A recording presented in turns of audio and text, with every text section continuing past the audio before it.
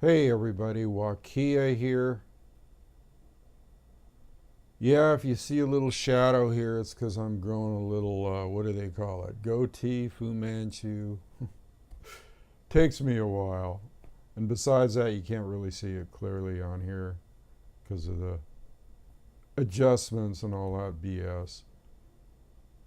I wanted to talk about several things.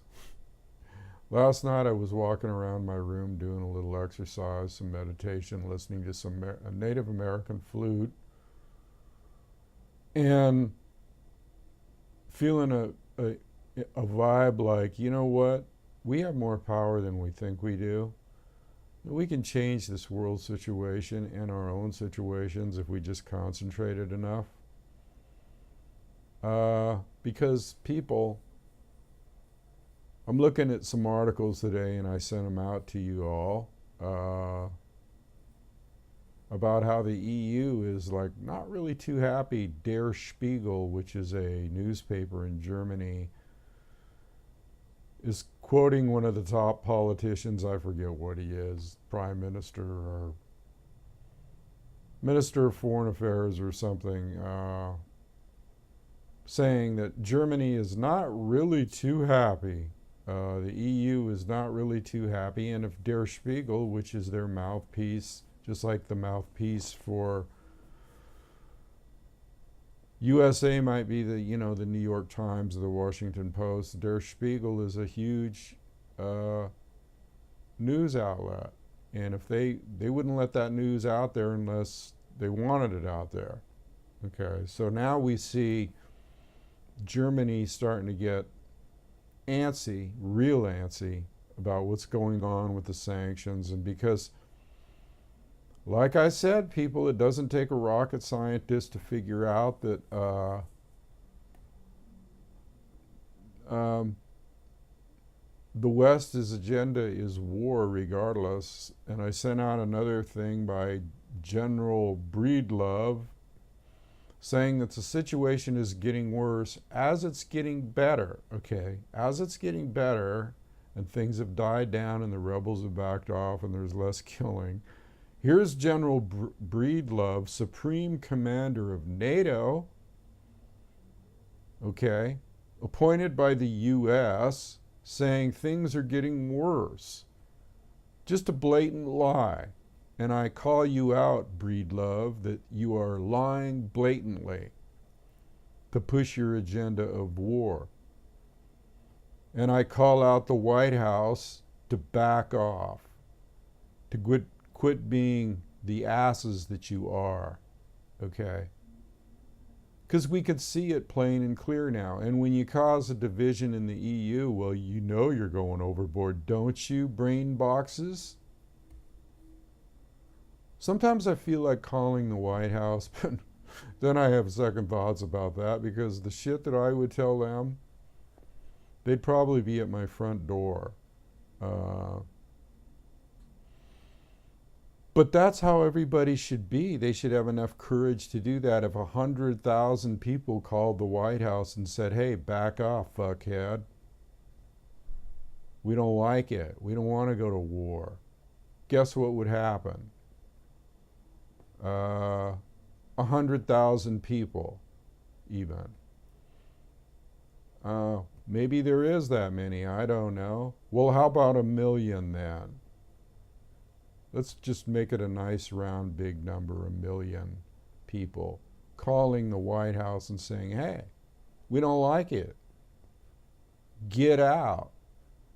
Get off your agenda. Quit being controlled by the central bankers, you know.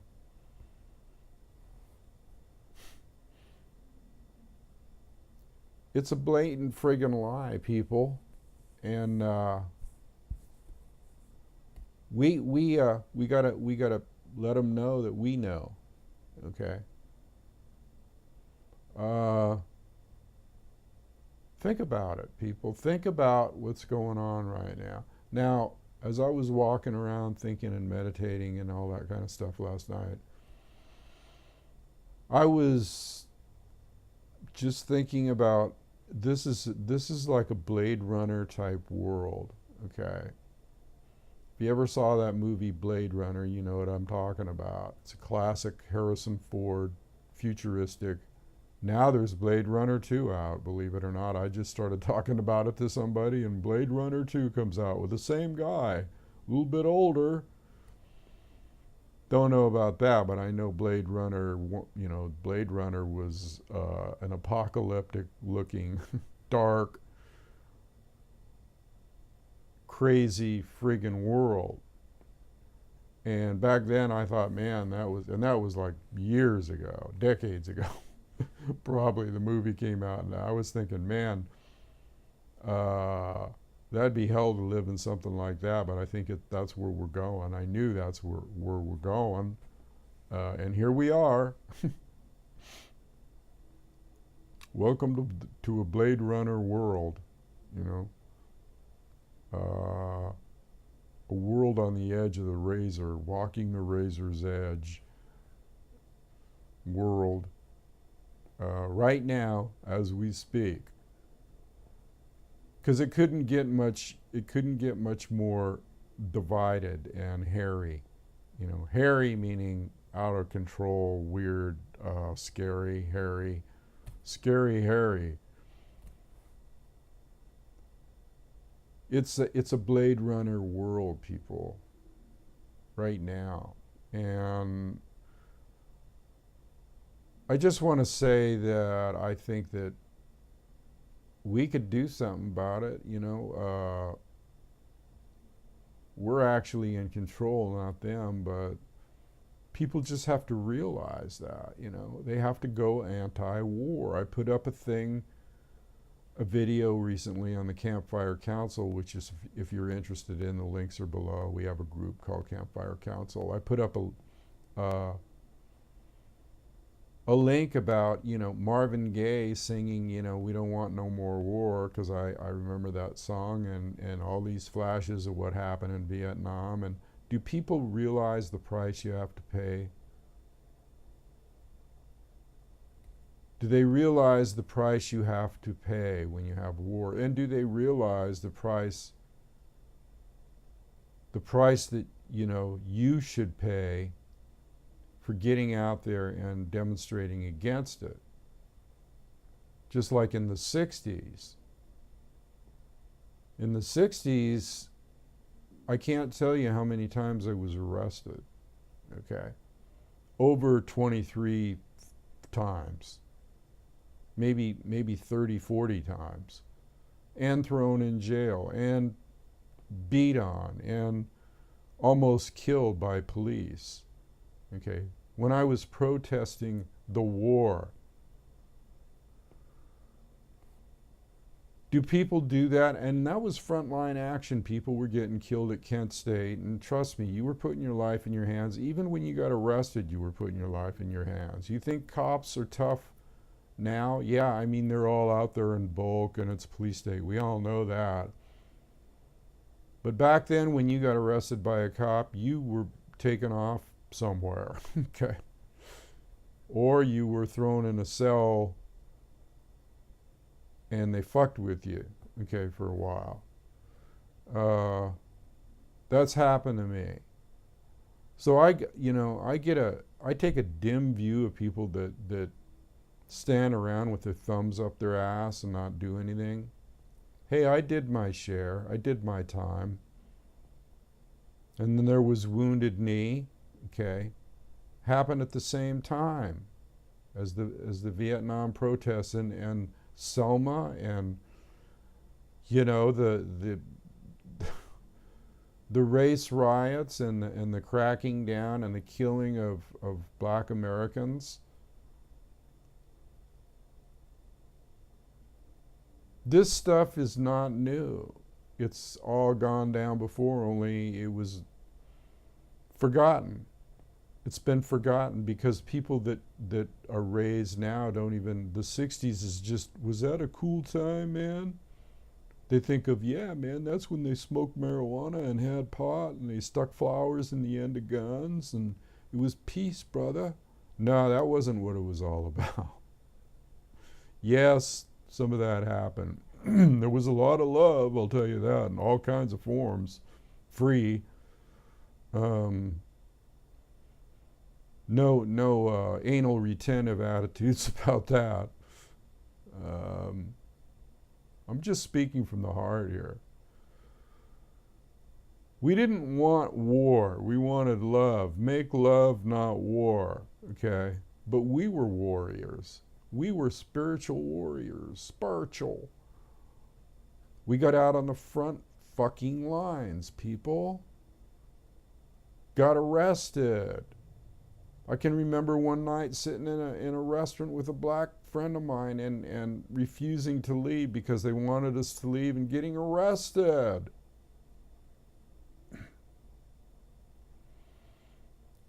Racism. I and I, brother. To quote Marley, Bob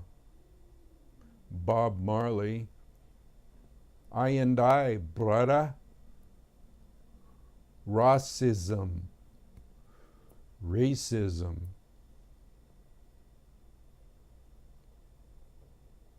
So that's what I went through in the 60s, and that's the kind of stuff. And we were like, back then, it was a band of brothers and sisters.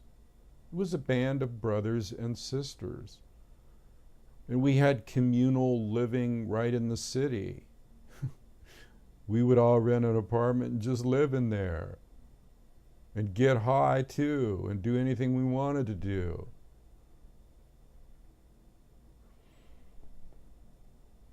And it was a battle. It was a battle. They were trying to get us in the army. They tried to get me in the army.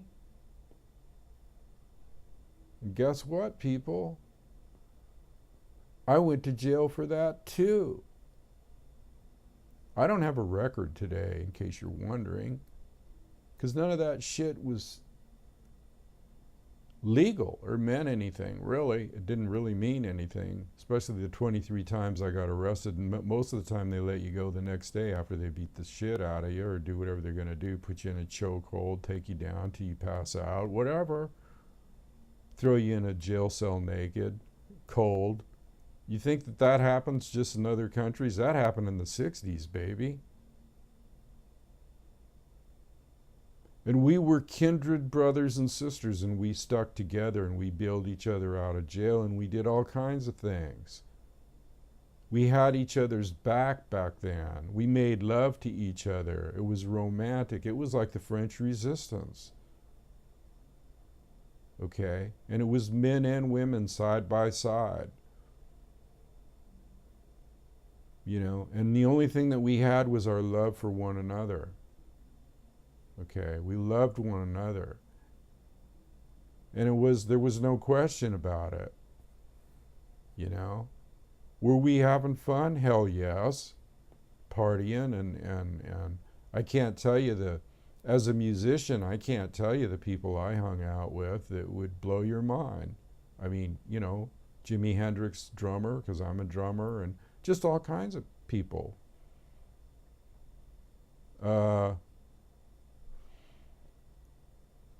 So anyway, I'm trying to make a point here about how on edge this thing really is. Now, it's just as on edge. It's more on edge than it was back in the 60s as far as nuclear incidents. And that's kind of what sprung our interest back then as baby boomers and stuff, is the fact that we were living under that heavy duty, every day we could be vaporized type mentality. That's how the baby boomers are raised, believe it. You know, we were taught, you know, we had air raid drills to get under the desk in case of nuclear blast. Well, little did we know that wouldn't do any good. So that's how the baby boomers were raised, okay? And it was, they didn't have the technology to spy on you back then, okay? Not like they do now. But they still made a supreme effort to round up people, okay? like the pigs on Animal Farm, in Animal Farm. By Huxley? Is that by Huxley? Man, I'm bad. I can't even remember. Or was that Orwell? Anyway, doesn't matter because it's the message. But Huxley and Orwell and Brave New World and all that stuff were all part of our reading, as were our heroes were revolutionaries. Che Guevara was like, with his beret, was like one of the #1 posters of the 60s, okay? And the flag, Che Guevara, okay? Hitler's right-hand man. I mean, not Hitler, Castro. Well, same thing. Not quite. One's communist, one's fascist. Point I'm trying to make is that we took revolutionaries as our God because we needed that energy. Okay, it didn't matter if it was Che Guevara or whoever, whatever great warrior or revolutionary or guerrilla, even Geronimo, okay, was our hero. Those were our heroes because we needed that energy. We needed that inspiration to get out there and do what had to be done. Holding hands, okay, marching down the middle of streets with banners and signs, coming nose to nose with the pigs, the cops. And they're still pigs, only they're worse. But there's nobody around like we were around. There's nobody with that consciousness. And see, the Native American consciousness spirit came heavily in, was a mix in that too. Because everybody wore moccasins and everybody had long hair and braids, not just skins, but everybody. And everybody was into guys like Rolling Thunder and Billy Jack and all of that stuff. Okay, that good stuff. You think that spirit just came out of nowhere? Somebody just thought up, let's think. No, that came from ancestral spirits inhabiting that generation of people. Maybe it was because we were closer to all the genocide that went on with our brothers and sisters, okay, our tribal brothers and sisters. Maybe it was because we were closer to the event, but that's what we need today, people, and that's why I get frustrated with everybody out there. That's why I'm really frustrated. It isn't what the people are doing.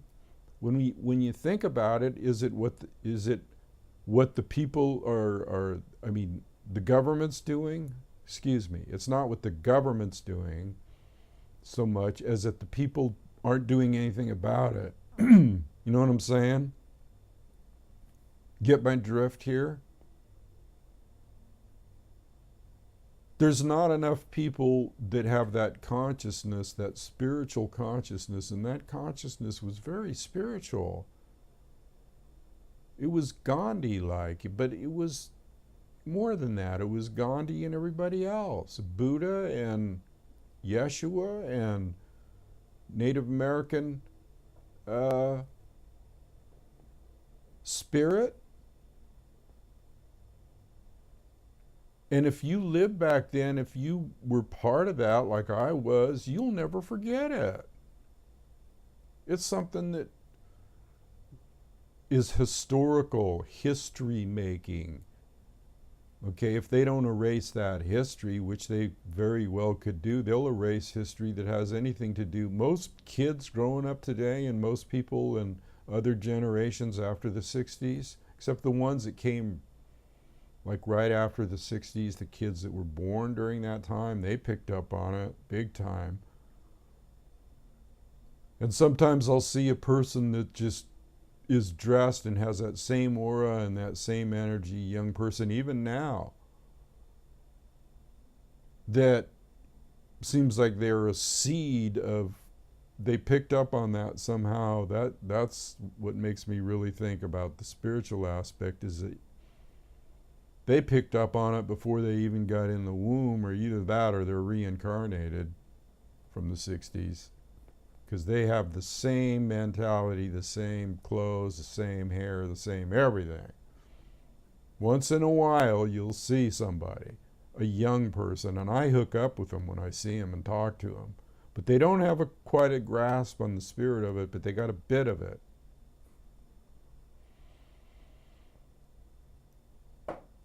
Even a bit of it's better than none of it. So that's what's frustrating to me, to see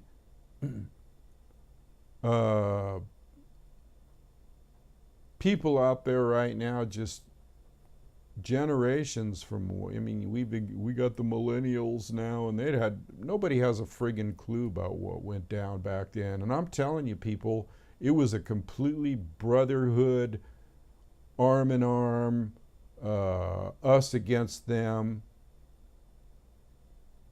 change, world change, okay, all over the world. Okay, the love-ins and the hippies and that whole movement wasn't just in one country, it was all over the world. It affected all cultures, it affected dress, affected music. It was a renaissance period. It was a revolutionary period. It was a close to my heart and my bosom type period. And you don't see any of that today. You don't see that love, that freedom, that feeling. And it's a piss off that people are dumbed down so much that they can't even think about camaraderie. You know what camaraderie is? Kindred camaraderie. To love one another openly. To back one another. Was everything perfect? No. We had feuds, killings, everything else, drug killings, just like you do now. But for the most part, it was not that way. The spirit of the 60s and 70s and Martin Luther King and, you know, Malcolm X and the Black Panther Party, excuse me, and all that stuff. The standoff at Wounded Knee, especially for me, that was a heavy showdown. Okay, Dennis Banks and Russell Means, everybody involved in that. Fool's Crow. The goon squads against the FBI, that whole thing that went down. I wish I was there. I wasn't there. I was supposed to go. Back in the 60s, you had things like, hey man, you going here? You wanna, we're leaving Tuesday, and we've got a bunch of us that are gonna all go in a car, and yeah man, I'll go. And it's like somehow I missed that ride, or they didn't go or something, but I was on my way. Maybe Providence was watching over me and didn't want me to partake, or didn't want to be. I could have got killed. There was killings there. So I was on my way, people, but I missed my ride. Well, that's how thunder is sometimes. I could have been having too much fun somewhere with some young lady or whatever, which was par for the course back then. So anyway, people don't have a clue about what's going on right now, because we are on the razor's edge, just like back then, only people don't realize it. There should be huge protests right now. about what's going. We would have never taken this stuff back in that time. The stuff that we see now, and believe me, my brothers and sisters, some of them are still out there from that era. And they know, and they see the same thing. They're not stupid. We saw it once. You don't think we're going to see it again? Only this time it's like, it's insidious. Okay, because back then it was like more out front, more earthy, direct confrontation. Now it's like covert. Okay. It's seeped in in an insidious manner and took over the masses. Okay. And even us from that era, like, didn't realize at first, I didn't, what was happening. But I always kept thinking, where is everybody? Where is everybody? Where did everybody go? Where did my brothers and sisters go? Why aren't they out there even when things that have happened in the past? And it's like, you know what? We did our time as on the front lines. We did our time. We put in our tour of duty. And we expected that, I guess a lot of us expected that the young ones coming up would put in their tour of duty for peace and love.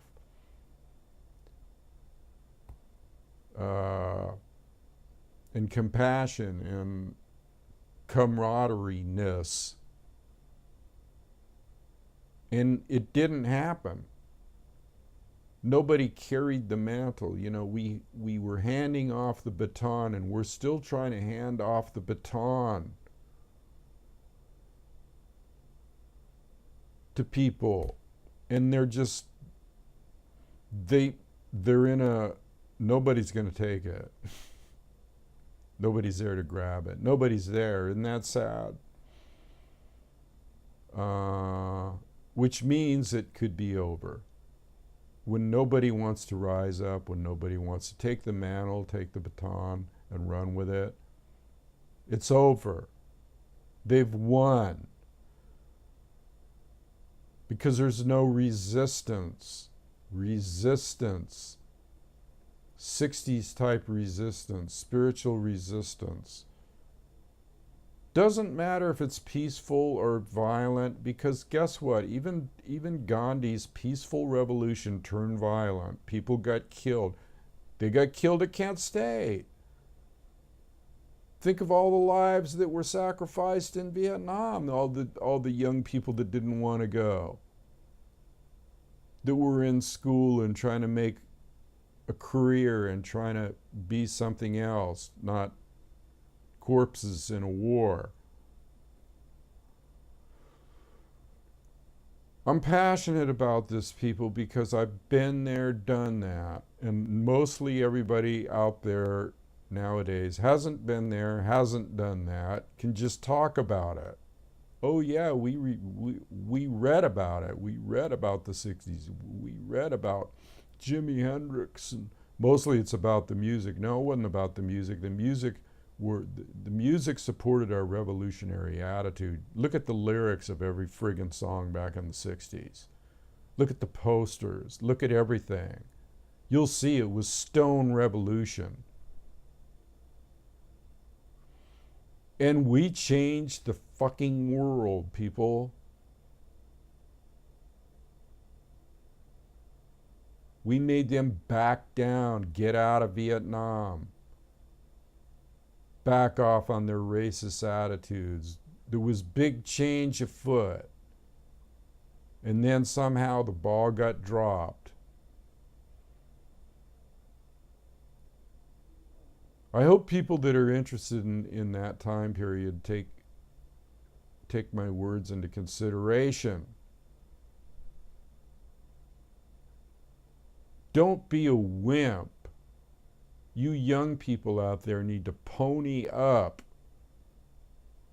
You need to, and anybody that's in contact with young people needs to make them wake up. Now, some young people see it, because I got a friend that's in his 20s that sees it big time.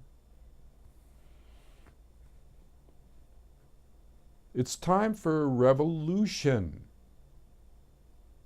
A revolution, people. It's time to revolt. A revolution.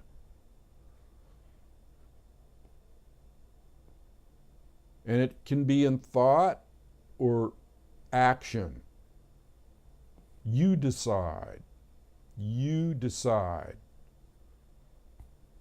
And basically it'll be decided for you if you don't decide now. Because then you'll just be backed in a corner and it's party over. It may already be too late. All right, well, I wanted to touch on something else today too. I noticed that we had an M class 9 flare with the solar. We might not have to worry about any of those, because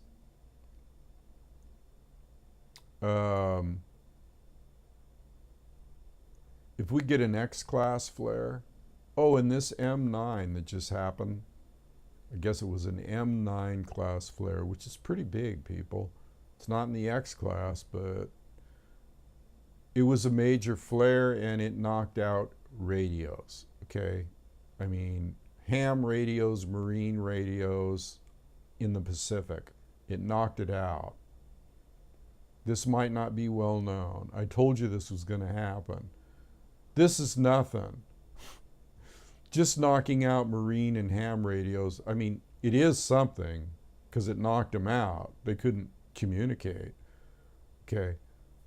But when I said an X-class flare could take down satellite systems around the planet, and not only satellite systems, but burn up the grids and the computers on the ground that run everything from telephones and cell phones to electric companies and water companies and train companies and all companies.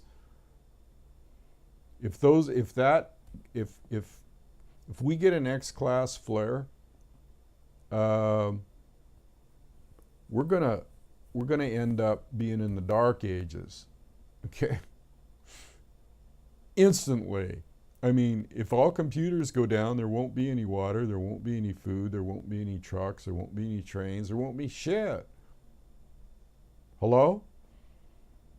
It'll burn it all up. And major, scientists, physicists, who I deeply respect, have said this. They said it's a certainty if that happens. It's a certainty. People, if it's a certainty that happens, and that could happen any day, the sun could just rotate around, black spots and sunspots emerge, and flare-ups occur, and X-class flares are not unheard of, and they're not that rare. It's just whether they're facing the Earth or not, because we've had them facing the other way. But if they face the Earth, then we'll get a CME that'll hit the friggin' Earth and just wreak havoc. Okay? If a CME from one of those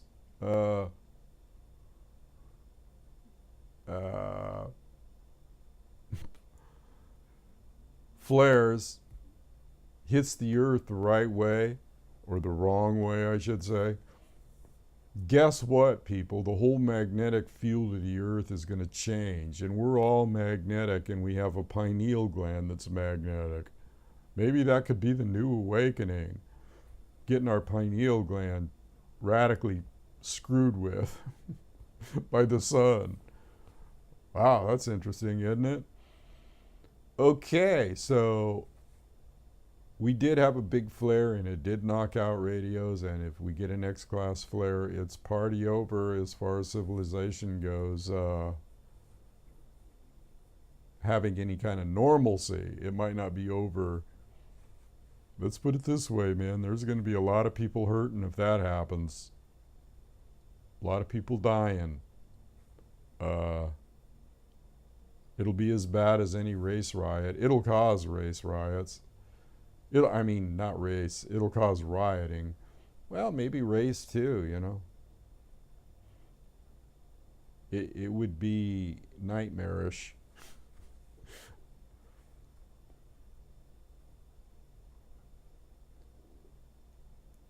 So we might not have to worry about the revolution, the 60s, any of that stuff. See, the reason that we did it back in the 60s, I know I'm going on here, but we figured it was party over anyway because of the nuclear. What's changed? I don't understand what people think has changed about the nuclear threat. It's still there. It's worse. It's 100 times worse. And we realized the nuclear threat back then, and we were like, man, we're not going to be here very long. Not with these idiots running things. At least there was a little bit more sense back then with the the mutually assured destruction mentality of like, no, we can't do that or we'll all be gone. And like I mentioned before, the non-proliferation treaties. But now it's just the opposite. It's like NATO's moving in. They want war. They're pushing Russia. This was foretold in the Bible in lots of places about this, the king of the north and the king of the south and all that stuff. Push. There'll be a pushing action, and it's in Revelations or whatever. And the Hopi say we're going to be fried, or not fried, but experience some nuclear annihilation. Of course, we already had it. Excuse me. I get to talking and my voice gets hoarse. I need water. Water! That's another thing that'll be gone. I could go on all day about this. And I'm passionate about it.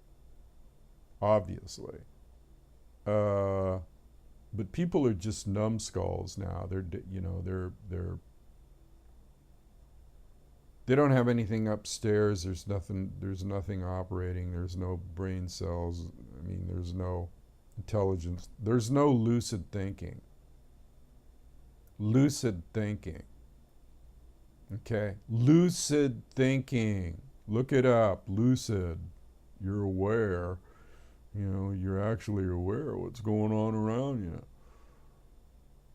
Everything is crystal clear.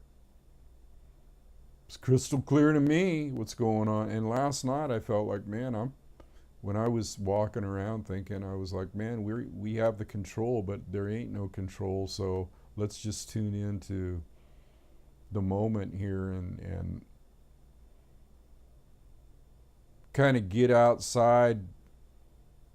I can't tell you where I go, man, in my head.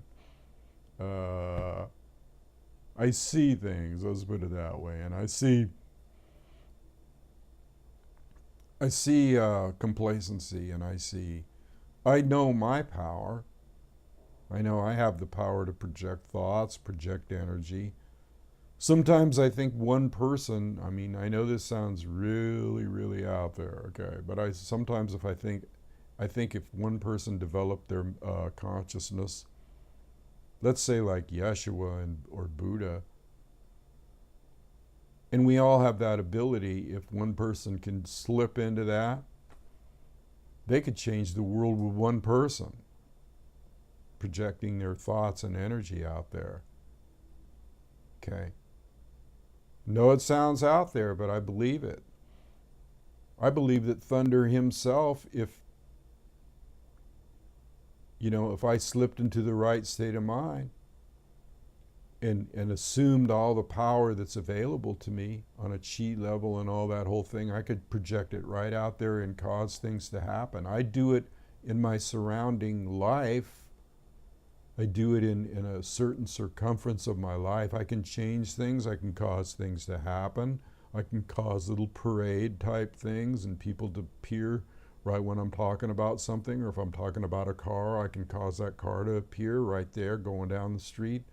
Synchronicity, I have control over it to a certain degree. We all do. We just don't realize it.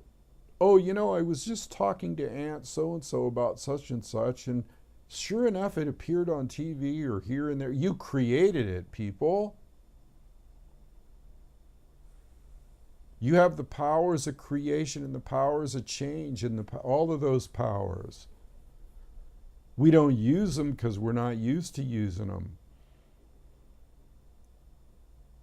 You need to start projecting that kind of energy out there, like, hey, I'm in control. They're not in control. I'm just as much in control as they are, and you are. Remember that. We're all spiritual beings, and we can amp up that spirituality 100-fold.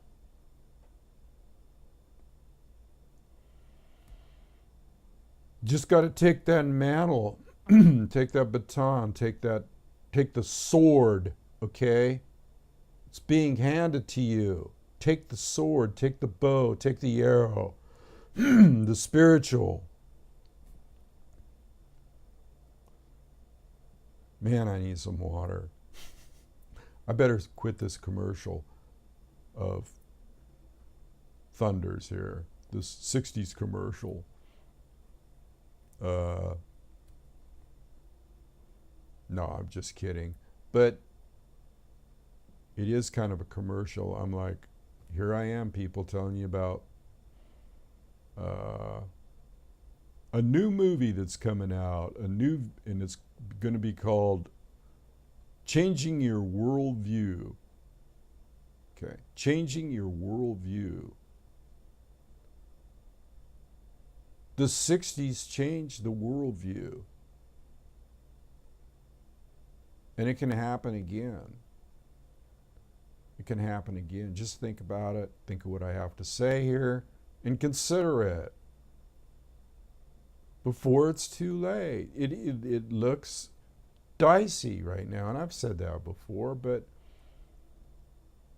let's say nothing happens at all, okay? But with this Russia thing ramping up, like I've never seen anything like that before. Not with two major superpowers in my lifetime.